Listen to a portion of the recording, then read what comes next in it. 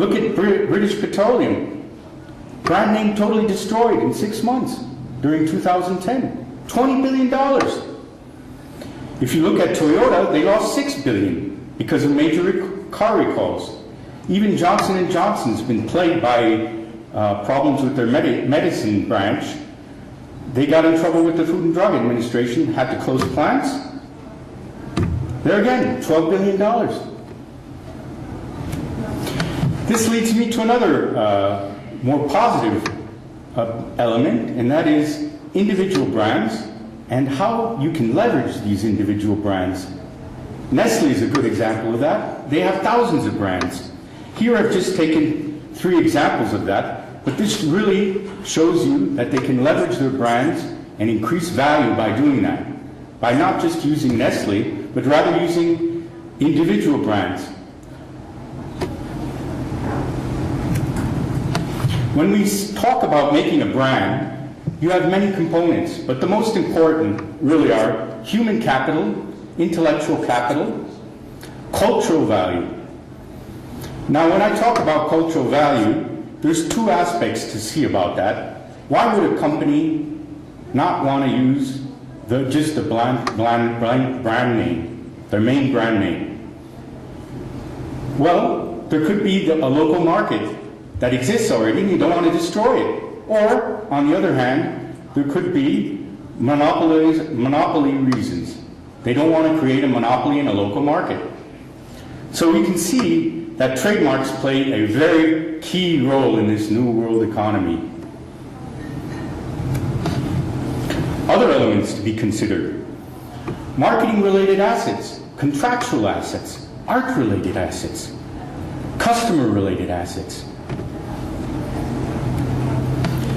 Why should we do trademark valuation? That's a real good question because, still today people are asking that question. Well, there are many situations where trademark valuations are relevant.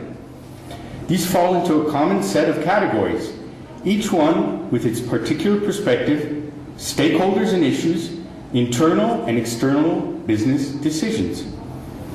Valuations are always contingent on and shaped. This is really an important issue, context.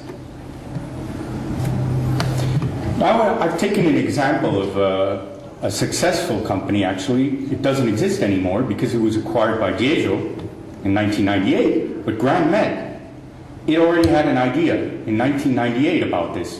They owned, at the time, Burger King, for example, Bailey's, Häagen-Dazs, and Smirnoff. Grand Met constructed a brand equity monitor. It placed historical value on the brand, giving management an idea of brand performance. The measuring process enabled them to measure economic, consumer, and perceptual performance quantification, facilitating the tracking of financial brand value.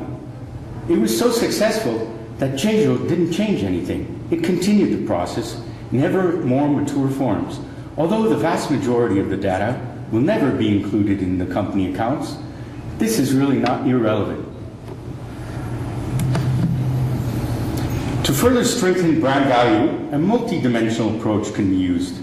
Now, I didn't come up with the SWOT analysis. It already has existed for a long time, but perhaps not in terms of the context of branding. So I thought, why not? You can spell it out this way: S for brand strength, W for brand weakness, O for brand opportunities, and T for brand threats. And you can think of all of those elements when you're thinking about brand strategy and brand equity. Trademarks, at the end of the day, they're owned for financial reasons, or the results of that ownership are required for financial activity. This comes to a very key moment now, and that is we have to have, inside a company, common notions to interpret and compare within a company. By managing information, brand valuation results can be analyzed in order to evaluate the current strategies used in branding, in terms of brand marketing budgets, making decisions concerning brand architecture, strength of brand's communication to consumers. Is a brand's personality consistent with a corporate image? Now, I've come up with, I think, 12 keys to, assessing brand equity. The first one, position and status of the appraiser. The second, as we mentioned, very important, context of the valuation. The third, identification of the subject brand. Fourth, brand-related assets value. Fifth, the audience to be addressed. Six, the premise of value. 7, approach and methods used. 8, valuation date. 9, value date.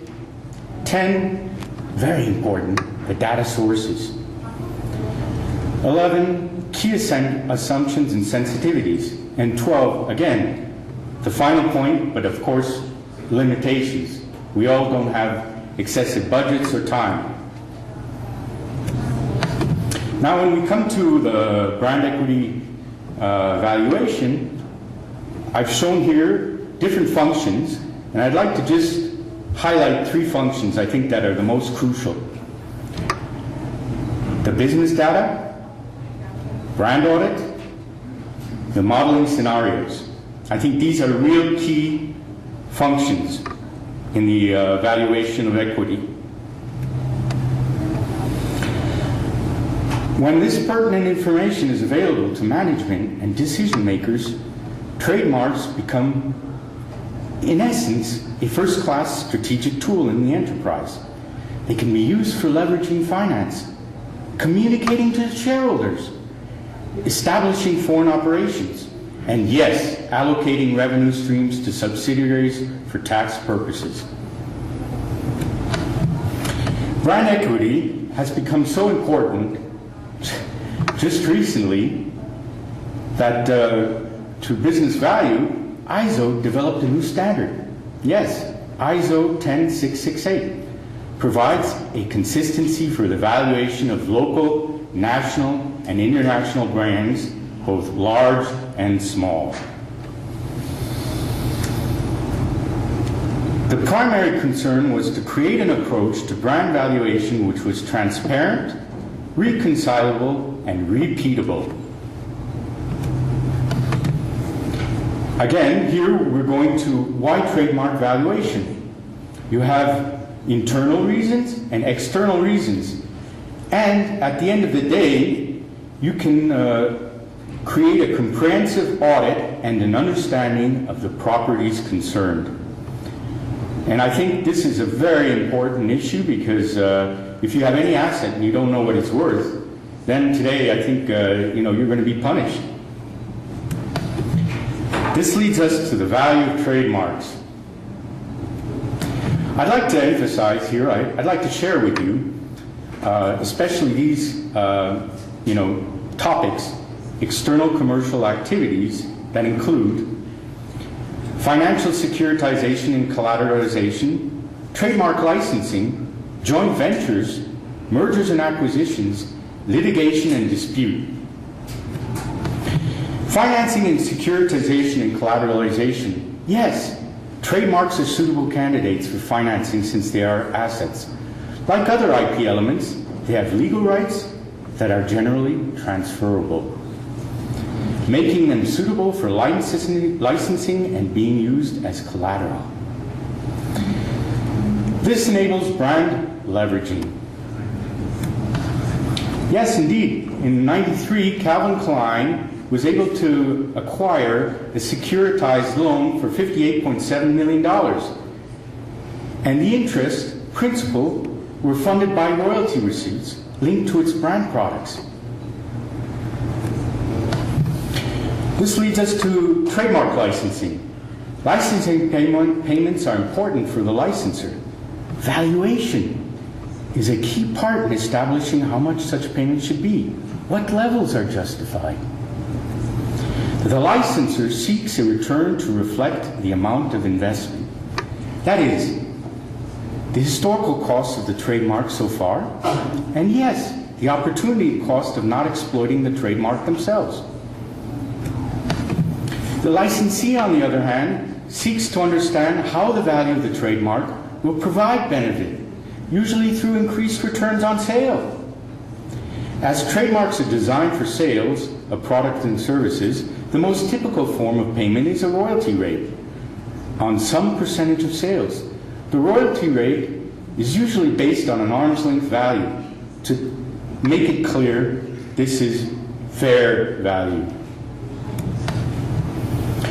To be effective, security must be recoverable by the financier in the event of a default. Thereby, the most critical element to the financier is the recovery value of the trademark. The owner, desiring a high return on its assets, is interested in the current value and the loss value default.